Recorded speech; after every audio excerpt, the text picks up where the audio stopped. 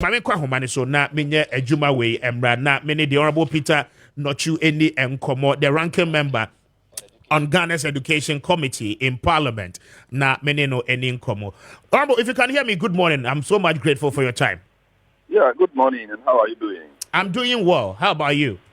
Oh, by the grace of God, I'm fine. Very well. We are grateful once again for, joining us this morning. Now, it comes to bear that the Office of the Special Prosecutor conducted an investigation in the northern part of our country. And then the revelations are so daring that over so many people, supposedly, who are supposed to be working for the government in the educational sector, seem not to be found. Upon the investigation of the OSP. Again, they go ahead to say that upon revelation, there are non-existing schools, yet people are posted there and they are receiving salaries from the Controller and Accountant General's department. Why is this happening within our educational sector? Yeah, thank you very much. I am not surprised because 2 years ago, I raised an issue on this school feeding program. Okay. That school feeding was being held in non-existing schools. I mentioned some places in the Volta region. I thought government would take it seriously. Nothing happened. It was when I raised the issue that they stopped paying for those ghost names. Okay. When I made a follow-up. Now, something or somebody somewhere or a group of people are responsible for this. And the OSP fell short of mentioning names. They should have arrested those who are the beneficiaries of that salary by now. I don't know if they have done and they don't want to tell the public. Yes, but to the best of my knowledge, they said they are unidentified persons. They can't find them. Yes, they go to the bank to pick the money. Yes, they go to bank. Even if they give check, somebody will have to go and cash the check. They should have monitored all that movement.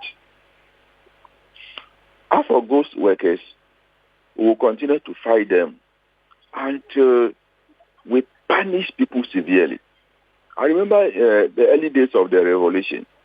Some accountants in the district education offices were jailed because of ghost names. That's why we resorted to this bank payment.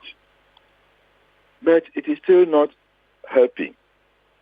And what is surprising is that the schools are ghost schools in the name of this. That's why we have been saying that Accra should not be posting teachers directly. Okay. Send the names to the region. Then the region will distribute them to the districts. But once you are posting the teachers from Accra, the officers who are making the postings can create schools anywhere and do validation and all those things and be paying themselves. So if you follow this very well, you will discover that it is a cartel. A number of people are concerned at various levels. Right from those who issue the appointment letters, those who do the input at controller, and then in the district. So the impression I get is that people deliberately plan some of these things just to enrich themselves, individuals. Exactly, yes. I see. Yes, they do it. Those days are even national service some time ago. It was happening. It used to be there. It used to be very, very very rampant at national, and currently even the Youth Employment Authority, it is still happening there. People are just, the names are there, people are collecting salaries. So, I don't know why the Ministry of Education and then the Controller Accountant General, they do this validation and they don't follow up.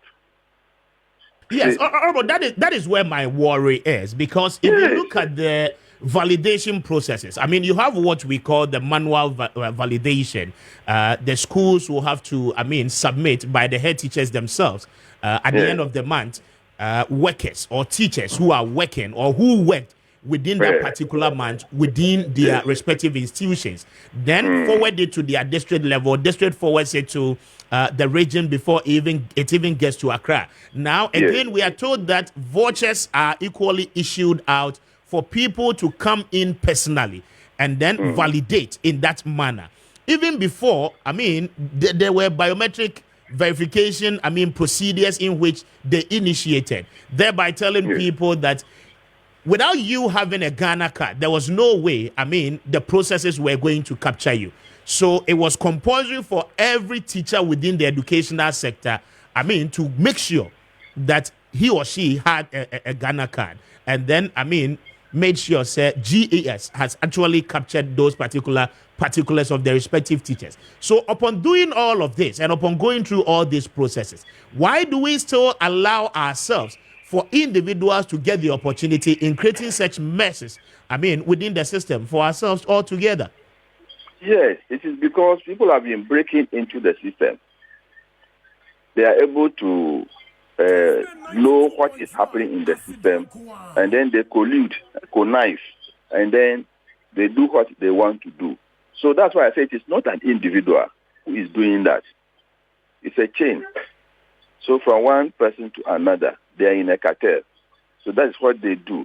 But my problem is when the schools do the validation, what mechanism does the GES and controller have to make sure that the people who are validated are the real persons at post?